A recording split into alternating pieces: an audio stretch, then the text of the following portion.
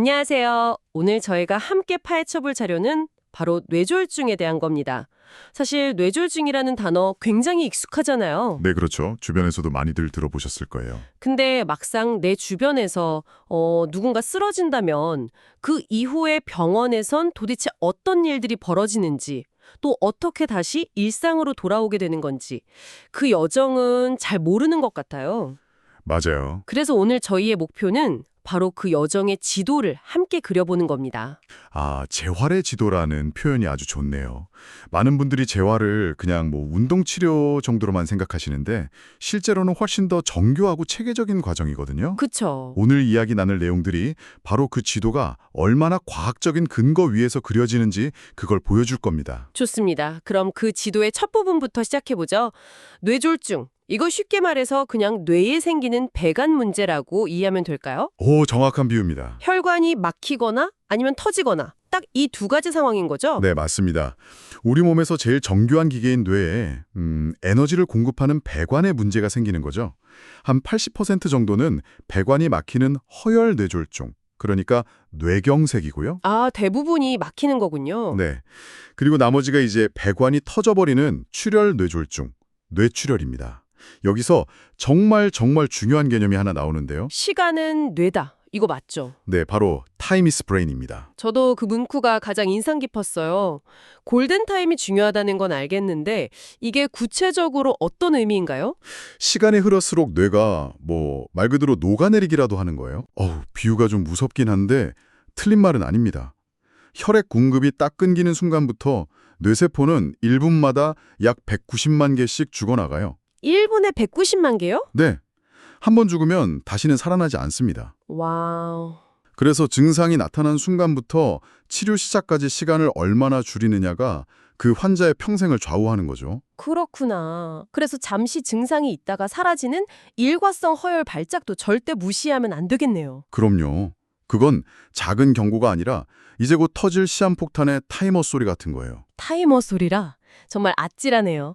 그래서 그 소리를 빨리 알아채는 게 중요할 텐데 그 be fast 구호가 있잖아요. 네네. 제가 제대로 이해했는지 한번 짚어볼게요. B는 balance, 균형, E는 eyes, 시야, F는 face, 얼굴, 맞아요. A는 arms, 팔, S는 speech, 언어, 그리고 마지막 T는 time, 맞나요? 네, 정확합니다. 근데 여기서 제일 중요한 포인트는 이게 얼마나 갑자기 나타나느냐예요. 아, 갑자기? 어제부터 좀 어지러운 게 아니고요. 멀쩡히 걷다가 갑자기 술 취한 사람처럼 비틀거리고 네네. 갑자기 한쪽 눈이 안 보이거나 사물이 막 두 개로 보이고. 잠깐만요. 그럼 얼굴 마비, 그 F는 입꼬리만 보면 되는 건가요? 좋은 질문이에요.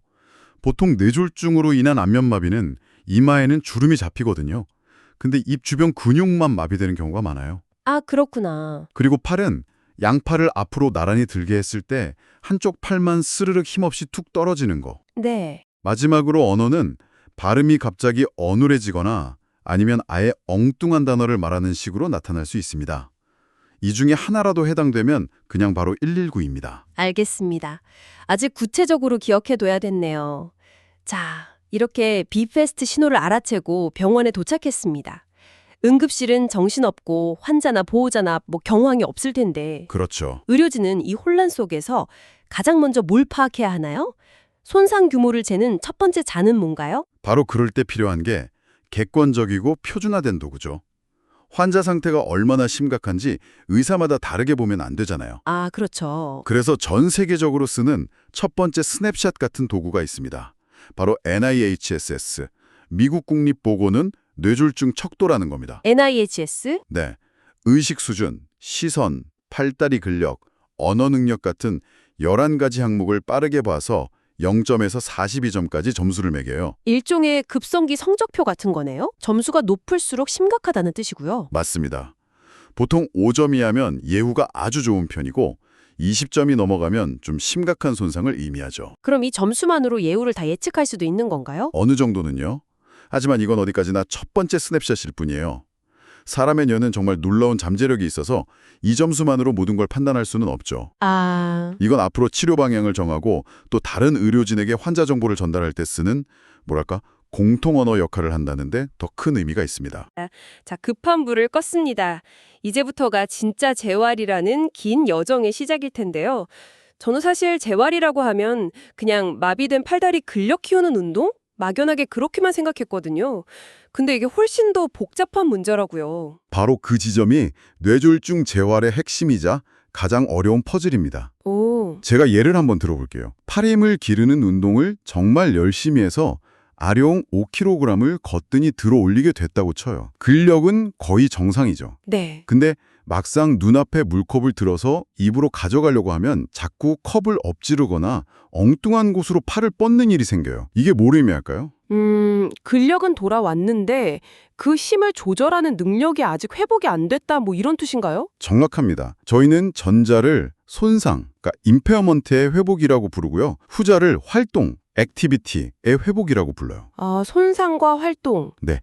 근력 같은 신체 부품의 성능이 손상의 영역이라면 그 부품들을 조립해서 컵으로 물 마시기 같은 의미 있는 과제를 수행하는 능력이 바로 활동의 영역인 거죠. 아하, 이 두 가지 개념으로 나누니까 재활의 목표가 훨씬 명확해지네요. 제가 예전에 만났던 한 환자분이 딱 그랬어요. FMA라는 아주 정밀한 신체 기능 평가에서는 거의 만점을 받으셨어요. 팔다리의 개별 움직임은 정말 좋아지신 거죠. 네. 그런데 정작 본인은 너무 좌절하고 계셨어요. 평생 취미였던 서예를 다시 하고 싶은데 붓을 잡으면 손이 마음대로 떨려서 예전 같은 글씨가 안 나온다는 거였죠. 아, 그분에게는 팔 근력이 90% 회복된 것보다 붓을 제대로 못 잡는다는 사실이 훨씬 큰 문제였던 거예요. 그 순간 딱 깨달았죠. 우리가 숫자에만 매몰되면 안 되는구나. 와, 정말 중요한 이야기네요.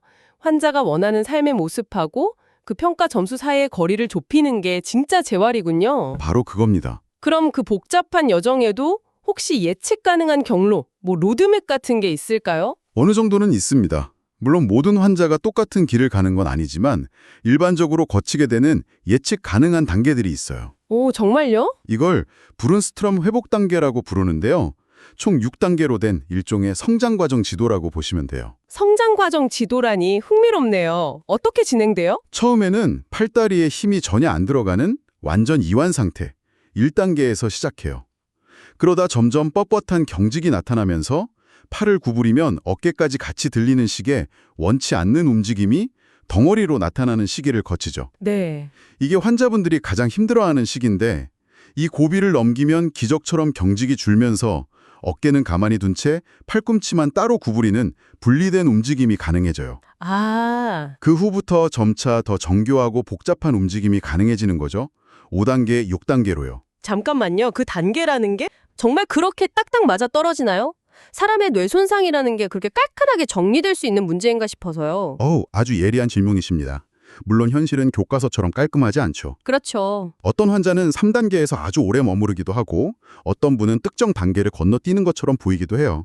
그래서 이 로드맵은 절대적인 법칙이라기보다는 우리가 지금 어느 지점에 있는지 알려주고 다음 목표를 설정하게 해주는 대략적인 나침반이라고 생각하는 게 더 정확합니다. 아, 나침반. 네, 환자랑 보호자에게 지금의 어려움이 영원한 게 아니라 회복 과정의 일부라는 희망을 주는 역할도 하고요. 나침반이라는 표현이 정말 와닿네요.